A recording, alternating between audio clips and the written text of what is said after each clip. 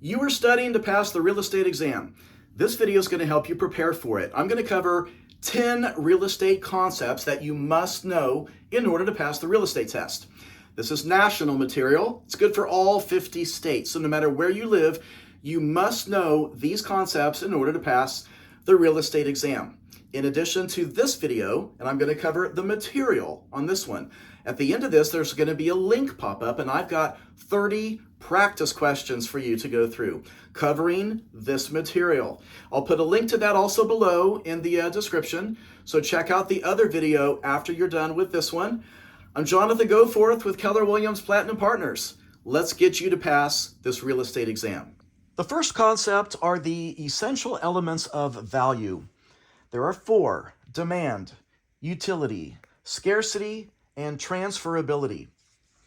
So these are the essential elements of value. What determines the value of a property? So the first is demand. Do people want it? Utility. Can you use it? Scarcity. How much of it is there?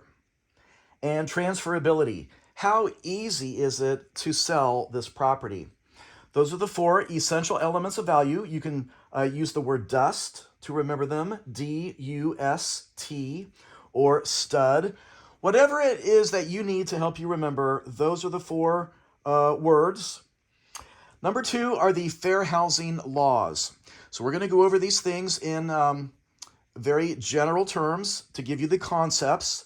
I think that's going to give you a lot of confidence and a much better understanding of these 10 concepts. For the fair housing laws, what I want you to remember, these deal with discrimination. The laws were enacted in 1968. Now, there are 5 of them. We're going to talk about 5. We're going to really cover 3: redlining, steering, blockbusting, panic peddling, and panic selling. Remember, these are the fair housing laws. These deal with discrimination.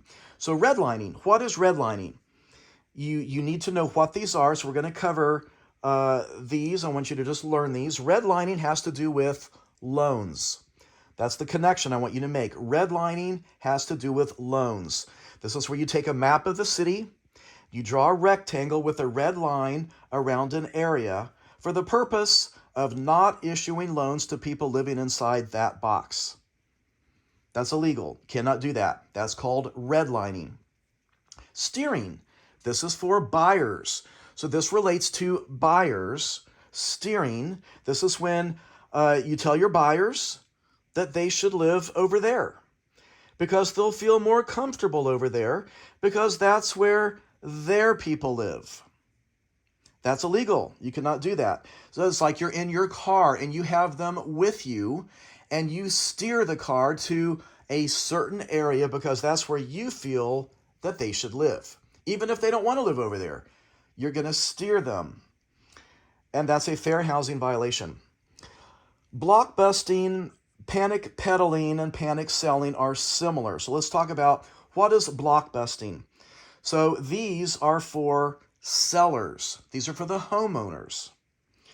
Now, this is when a realtor says to a homeowner, you'd better sell because other people are moving in. And you better get out while you can. You don't want to live by those people now, do you? That is blockbusting. That is another fair housing law violation. And so I want you to know those. Those are great topics to be used on the real estate exam. Number 3, deed and title.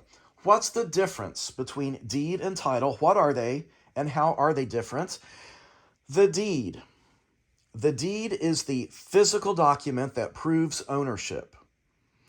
It's the evidence of the transfer of ownership. The deed is the actual legal document that transfers ownership, which is the title, of a property from one person to another. So what's the title? The title is the concept of ownership that the deed grants you. Titles, which is ownership, are transferred by deeds. The title is the concept of legal ownership, while the deed is the document that proves the ownership. So here's where this gets confusing. This is why people will miss this. It's hard to understand this one for some people because we're used to driving a car and we get a title to the car, a paper title. And that's what we think of, a paper title. Therefore, you should get a paper title on the house. But you do not get a paper title on the house. You get a paper deed for real estate, for the house. There is no paper title on the house. It is a paper deed. The title is a concept. It's an idea. It's a thought about ownership and what the ownership is. And it's the deed that proves it. And that's the difference. Number 4, types of ownership. There are 2 ways that you can own property. So we're going to keep this very simple. There are 2 ways you can own property. Now, types of ownership gets a lot more complicated. There's a lot that can roll into this. We're going to keep this generic so you understand just the concept of it. This will give you a good confidence in going into the rest of your material. The 2 ways, one is severalty, the other is the concurrent estates, and that's co-ownership. So what is severalty? And this is where a lot of people will get these wrong. So let's talk about severalty. Severalty has one owner only. That's what you need to remember. There is one owner only for severalty. There can only be one owner. This is how corporations take title. An individual or a corporation take title as severalty. Now here's why the word's confusing. Several. It sounds like a whole bunch of people, and it's not. That's what I need you to remember. Severalty is one owner only, a corporation or an individual. So let's look at concurrent estates. These are forms of co-ownership. There are a few. We're going to talk about 2. And let's talk about joint tenancy first. So joint tenancy is a type of co-ownership. There's more than one owner under these concurrent estates. Joint tenancy has 4 unities: time, title, interest, and possession. You have to have all 4 of those to make it joint tenancy. But what's unique about joint tenancy, it has the right of survivorship. That's what I want you to remember. Joint tenancy has the right of survivorship. Now, the other one we're going to talk about here is tenancy in common. This is inheritable, and it has no right of survivorship. Now, let's talk about the difference between these, because that's kind of a lot to throw at you without explaining it. So let's explain what is the right of survivorship? What is that?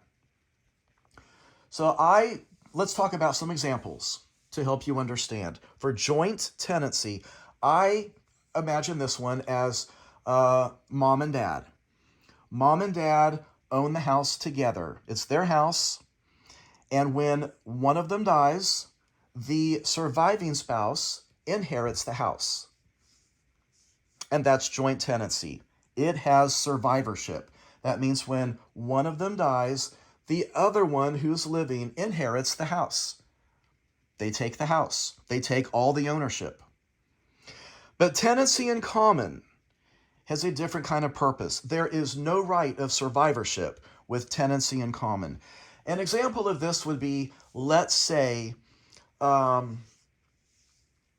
here's a thought. It's later in life, and spouses have remarried. And so now there is a husband and a wife, but they have married later in life. Let's say they're in their 60s. Each of them have their own grown kids. And because they've married later in life, when one of them dies, they don't want the other spouse to inherit it. They want their half of ownership to be given to their children instead. And so there is no right of survivorship to the other spouse, the new spouse. Their half of ownership will pass to their children. And so the surviving spouse will only own their half still. and the other half of the spouse who died will now be inherited by their children. And so that's why you see this is inheritable. It passes to their kids instead, and there is no right of survivorship. Those are the general details I want you to remember, learning the concept of concurrent estates, which is also called co-ownership. Number 5, personal property and real property.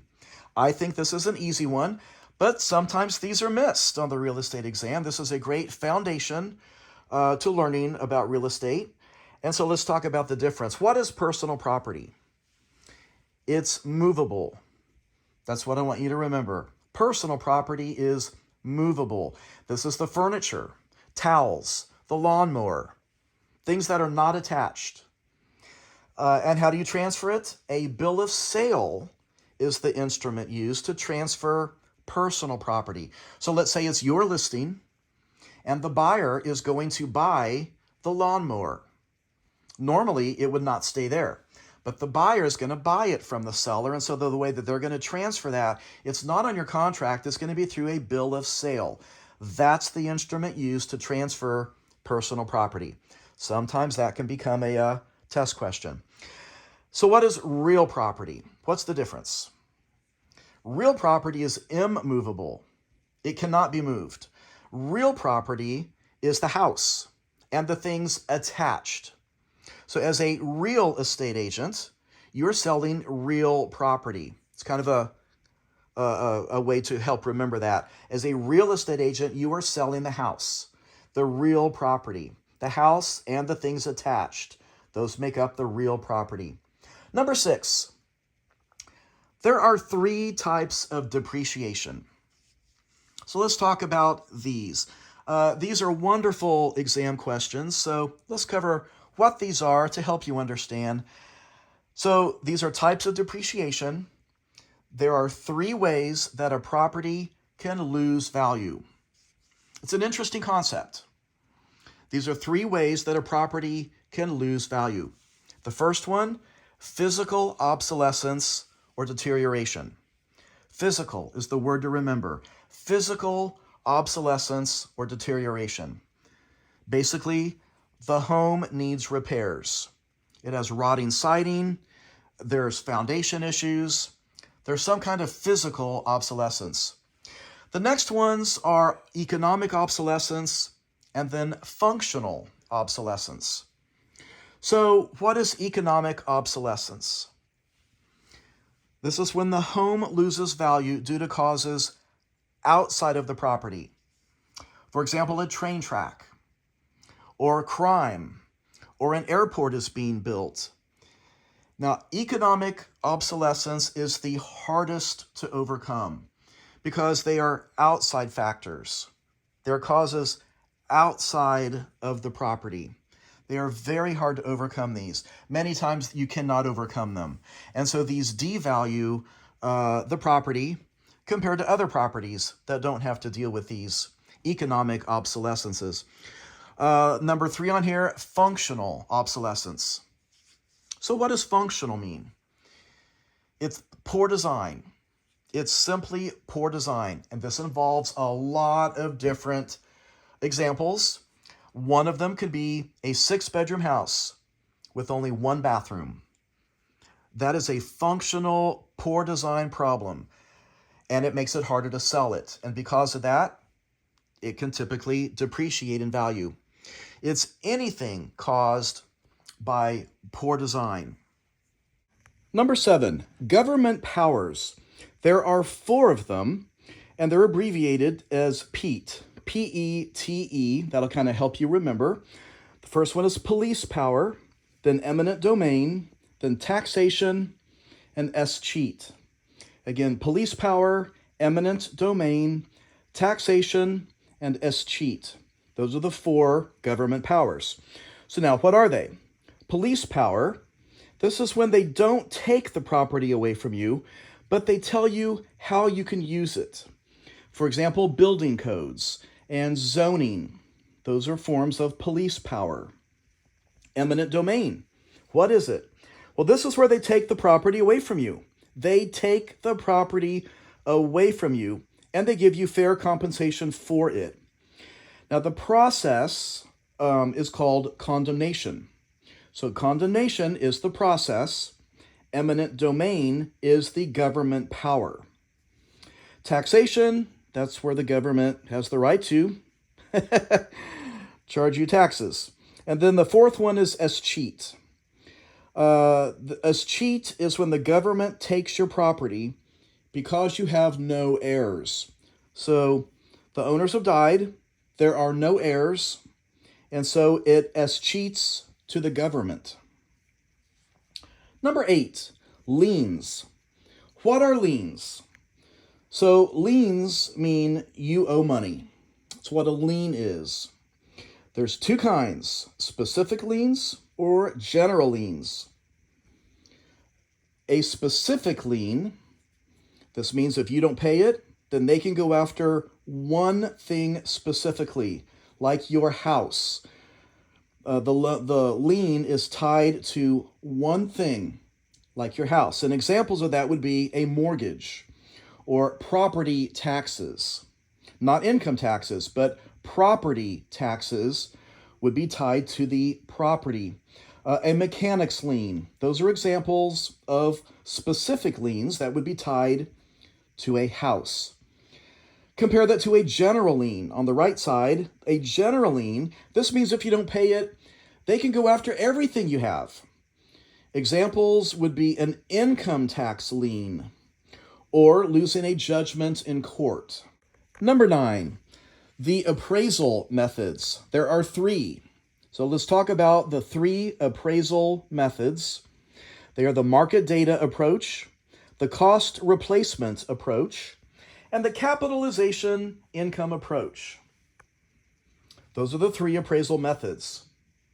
So what are these? Start with the market data approach. This one just uses comparable sales.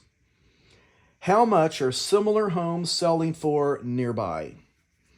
And this is what you're going to use when you go in and you're going to do a price opinion, getting ready for a listing. You're going to use the market data approach too. This is the most common for real estate agents.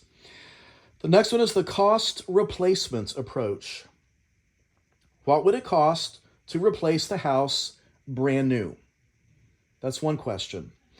This is also used for specific purpose buildings when there are no comps. That would be, examples would be a library or schools, police stations. So the cost replacement approach would be used for structures like those because there's just no comps. They can't do a market data approach on specific purpose buildings.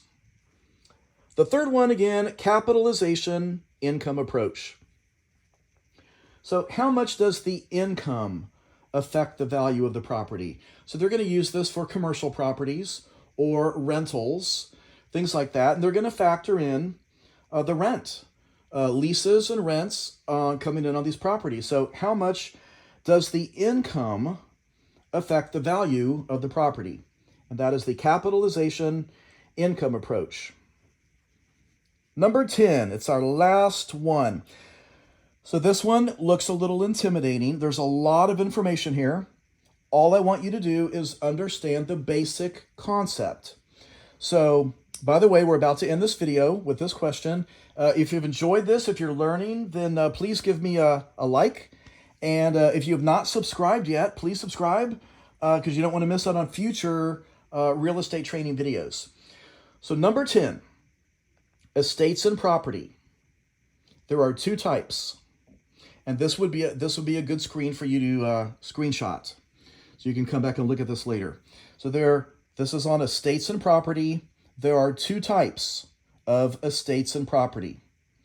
Now in red, the 2 types are freehold on the left versus less than freehold on the right. Those are the 2 types of estates in property. Now let's talk about freehold on the left. What is freehold? So freehold has an indefinite time frame. It's indefinite in duration. It just continues. This is what we think of for ownership. Now let's look on the right side. So what is less than freehold? This has limited amounts of time. These are for rentals. So rentals, we call these also leasehold estates. So less than freehold is also called leasehold estates. And there's 4 types of leasehold estates. So freehold on the left is regarding ownership. Less than freehold on the right is regarding rentals and leases. So let's go back to the left. Let's look at the freehold. There are 3 kinds we're going to talk about. Fee simple absolute, fee simple defeasible, and life estate. So let's talk about what these 3 are on the left. Now these are 3 examples of ownership. This is how you take estates and property if you're going to own. So, and you will see questions coming out of this. So again, at the end of this, you're going to see another video about to pop up. That's 30 practice questions, and you're going to see quite a few coming from this one topic, from estates and property. So fee simple absolute, that is the highest level of ownership. The highest level of ownership, fee simple absolute. Fee simple defeasible, you own it, but with conditions. For example, you can lose it depending on certain events if conditions are put on the title. For example, you cannot sell drugs in that house, or you cannot sell alcohol in the house. If you do something like that and you violate the conditions, then you can lose the property under fee simple defeasible. That's if there's conditions put on the title. The third one, life estate. You own it based on someone else's life. Let's talk about this. I'll give you an example. So again, a life estate. Now here's what I remember. A life estate is ownership. Ownership. You own it. And it's based on someone else's life. For example, you let your mother-in-law live in a house that you own with an agreement that she can live there until she dies. After she dies, the house reverts back to you. That's a life estate. Now let's go to the right side. Less than freehold. Again, these are for rentals. Leasehold. Leases. There's 4 types of leasehold estates. And in blue, on the right side, we have estate for years, periodic tenancy, estate at will, and estate at sufferance. Let's talk about what these are, the differences between them. Remember, these are rentals. So what is estate for years? This is when you're renting for a defined period of time. There's dates, a beginning date and an ending date. An example would be a yearly lease or a summer rental. Maybe your lease is going to go from January 1st to July 31st. It has definite dates. That's estate for years. Next one, periodic tenancy. So periodic tenancy is recurring. It's on a recurring time frame, week to week or month to month. An example would be that your lease ran out in your estate for years rental agreement above this, but you want to stay there longer, but you don't know how long.